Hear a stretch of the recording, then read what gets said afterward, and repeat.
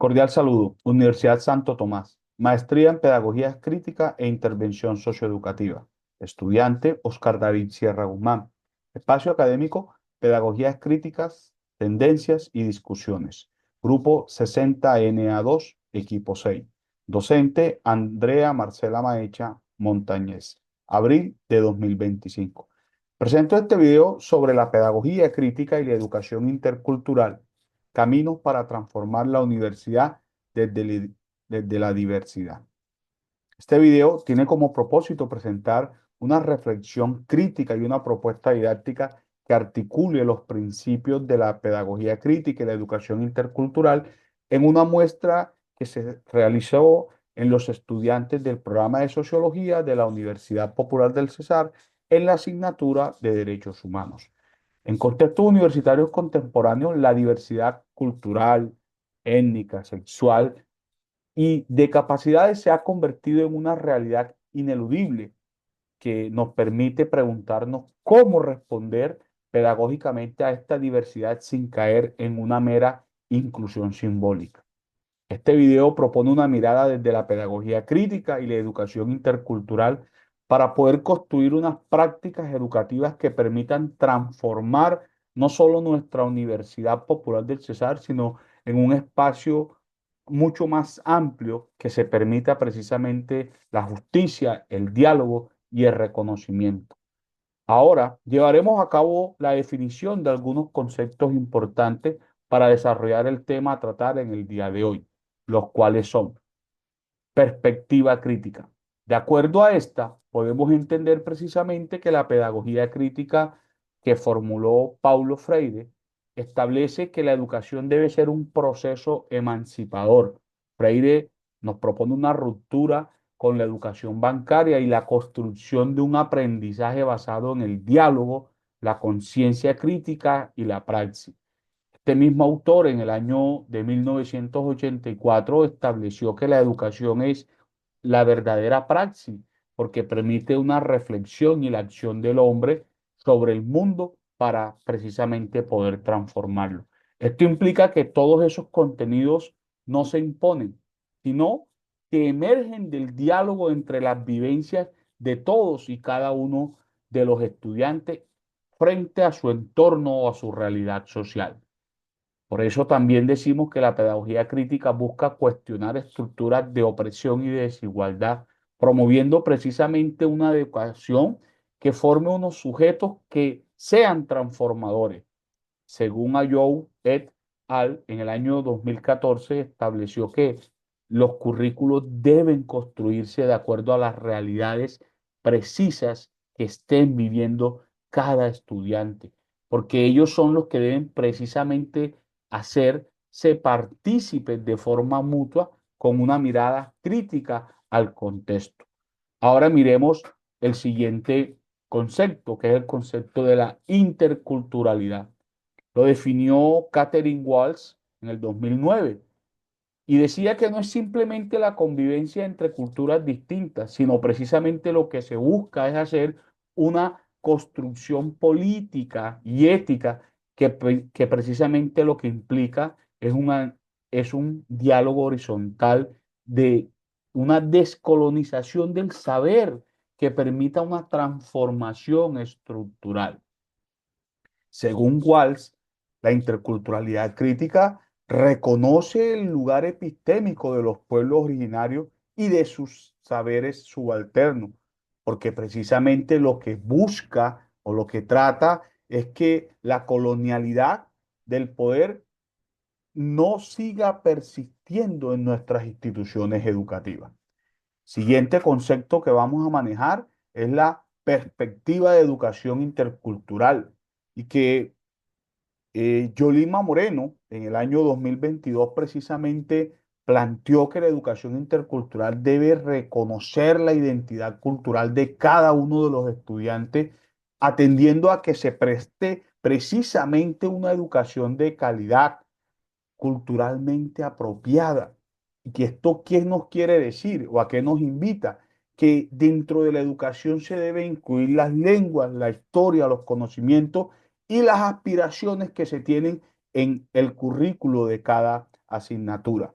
Esta educación intercultural es una perspectiva que permite no solamente tratar de mejorar esta calidad educativa, sino precisamente buscar un proyecto nacional plural que permita unir o abrazar la diferencia precisamente como valor y no como lo estamos viendo hoy, como una amenaza. Por eso este enfoque promueve unos valores muy importantes, tales como la empatía, la solidaridad, el respeto, y todo esto nos va a permitir precisamente que se favorezca la construcción de una ciudadanía crítica, reflexiva y participativa.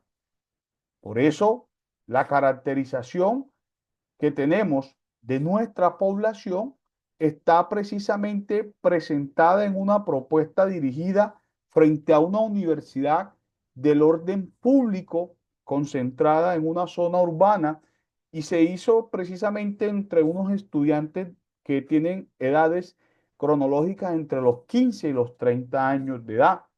Se trata de una comunidad marcada por una pluralidad cultural y una diversidad sexual, destacándose principalmente jóvenes indígenas de distintas zonas del país, especialmente de departamentos del Magdalena, de La Guajira y del Cesar, que efectivamente hacen parte de estas distintas comunidades, así como también personas que conforman la comunidad LGBTQ+, en los cuales todos estos comparten un mismo espacio académico.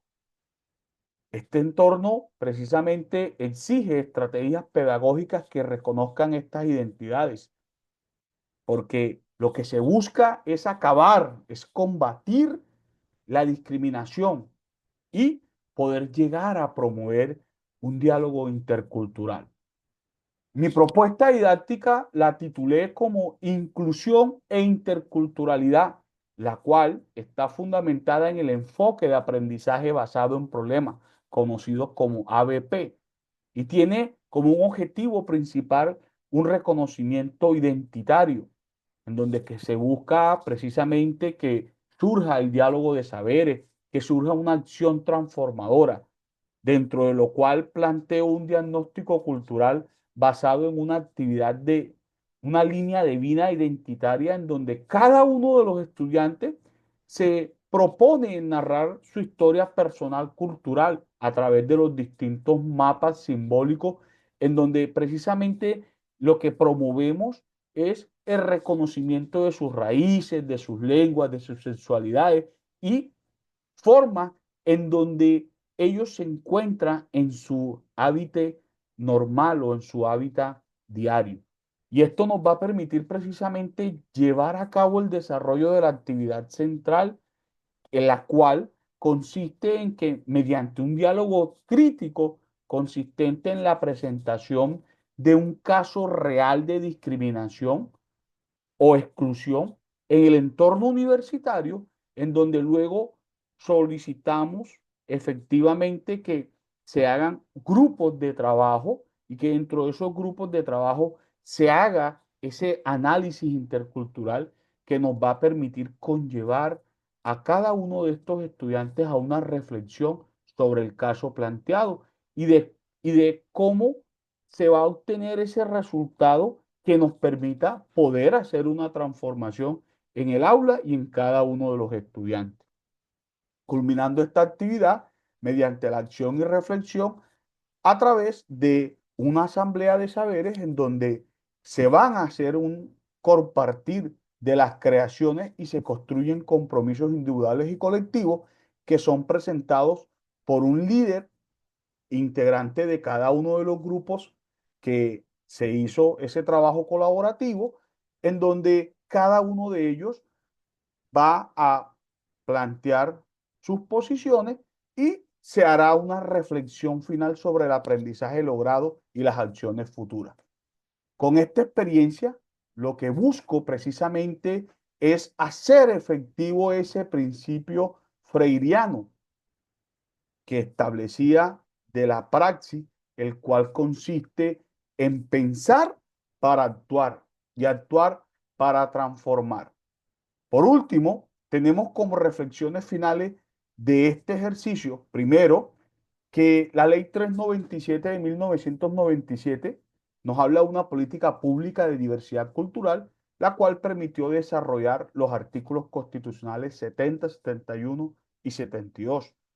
También establecer que la pedagogía crítica y la educación intercultural nos permite establecer unos caminos para reconfigurar nuestra educación y poder convertirla en lo soñado, es decir, en una educación inclusiva para romper cualquier punto de desigualdad, de invisibilización o de opresión. Tercero, como decía Ferrao, o dijo Ferrao en 2013, se busca construir caminos pedagógicos críticos, lo cual significa caminar junto a las comunidades y reconocer cada uno de sus saberes, ¿cierto? Para que efectivamente no existan situaciones de desigualdad y de diferencia. Como cuarta reflexión, obtenemos que los estudiantes deben necesaria y obligatoriamente intervenir en la planificación de los planes de estudio para poder conocer sus necesidades existentes y sobre todo en aquellos que son de estratos socioeconómicos más bajos. Quinta reflexión, la educación intercultural es una dimensión de la nueva educación, por eso nos va a permitir a solucionar cualquier conflicto que se pueda presentar dentro de las sociedades y dentro de los espacios académicos.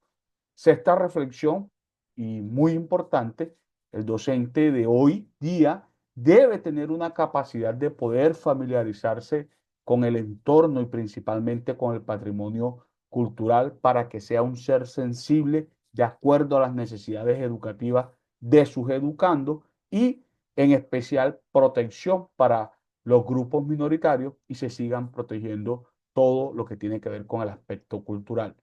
Y por último, o la última reflexión, es la importancia con la que hoy se debe manejar lo que conocemos como educación multicultural, porque precisamente nos permite reducir los perjuicios y promover el pluralismo cultural. Muchas gracias.